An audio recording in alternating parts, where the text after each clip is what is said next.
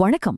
Corporate accounting அப்படின்னாலே பல பேருக்கு அது ஏதோ போர் அடிக்கிற நம்பர்ஸ் கால்குலேஷன்ஸ்னு ஒரு எண்ணம் இருக்கு இல்லையா? ஆனா உண்மையிலே அது அப்படி கிடையாதுங்க. ஒரு பெரிய கம்பெனி மூழ்காம காப்பாத்துறதுக்கு இந்த ஃபினான்ஷியல் பிளம்பிங், அதாவது நிதியியல் கட்டமைப்பு தாங்க ரொம்ப முக்கியம். இன்னைக்கு நம்ம இந்த விளக்கத்துக்கு மூல தகவல்களை வச்சு அதைத்தான் ரொம்ப சுவாரஸ்யமா ஆழமா பார்க்க போறோம். தயாரா இருக்கீங்களா? சரி, நாம இன்னைக்கு என்ன நம்ம பார்க்க போறோம்னு ஒரு குவிக் ரவுண்டா பார்த்துடலாம். நிறுவன மீட்பின் அடிப்படைகள், முன்னுரிமை பங்குகளுக்கான விதிகள், பணத்தை திருப்பிச் செலுத்தும் முறைகள், அப்புறம் அந்த சிஆர்ஆர் கணக்கியல் மாயம், கடைசியா கடன் பத்திர மீட்பு மேலாண்மை. இந்த வரிசையில தான் நம்ம பயணம் இருக்க போகுது. ஓகே, முதல் பகுதியான நிறுவன மீட்பின் அடிப்படைகள் இங்கேருந்து ஆரம்பிக்கலாம். ஒரு கம்பெனி தன்னோட முதலீட்டாளர்களுக்கு என்னென்ன வாக்குறுதிகள் கொடுக்கறாங்க அப்படிங்கறத புரிஞ்சுக்கிறது தான் இதோட முதல் படி. இப்போ உங்ககிட்ட ஒரு கேள்வி. ஒரு கம்பெனி தங்களோட நிதி இருப்பை, அதாவது அந்த ரிசர்வாயரை காலி பண்ணாமலும் அதே சமயம் அவங்களுக்கு கடன் கொடுத்தவங்கள பயமுறுத்தாமலும் முதலீட்டாளர்களுக்கு எப்படி அவங்க பணத்தை திருப்பி கொடுப்பாங்க? ஒரு நிமிஷம் யோசிச்சு பாருங்க. கம்பெனியோட மூலதனத்தை ஒரு பெரிய நீர்த்தேக்கம்னு வச்சுக்கோங்க. கடன்காரங்க இந்த நீர்த்தேக்கத்தை நம்பிதான் இருக்காங்க. அது வத்தி போகாம முதலீட்டாளர்களுக்கு பணத்தை திருப்பி கொடுக்கணும். எப்படி? செம்ம சேலஞ்சில இது.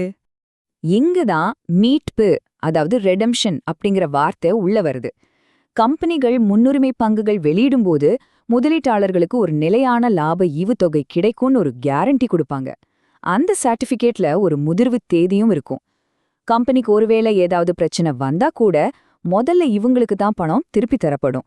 நம்ம ஊர்ல ஃபிக்ஸ்ட் டெபாசிட் மெச்சூர் ஆகிற மாதிரி தாங்க இதுவும், ஆனா பெரிய கார்ப்பரேட் லெவல்ல நடக்குது. இப்போ இரண்டாவது பகுதிக்கு வருவோம். முன்னுரிமை பங்குகளுக்கான விதிகள்.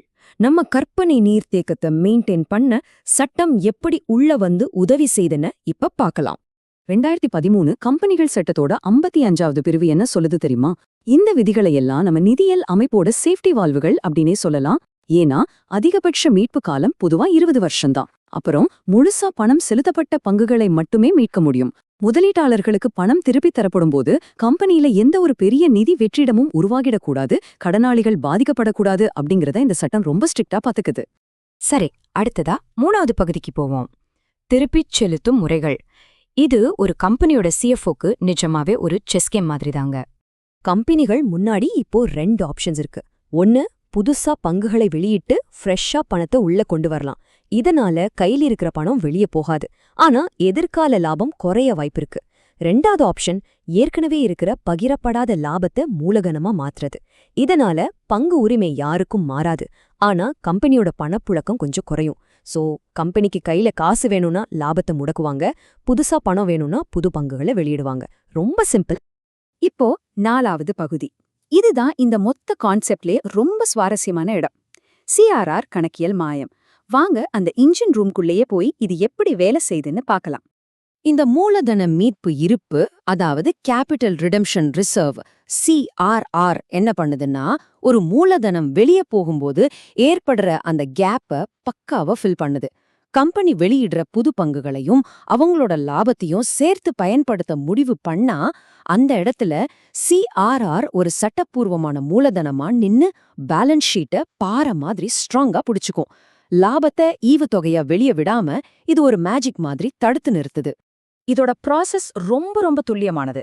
இது எப்படி நான் ஸ்டெப் பை ஸ்டெப்பா சொல்றேன் கேளுங்க. முதல்ல லாபத்திலிருந்து மீட்க போற பங்குகளோட முகமதிப்பை கணக்கு பண்ணுவாங்க.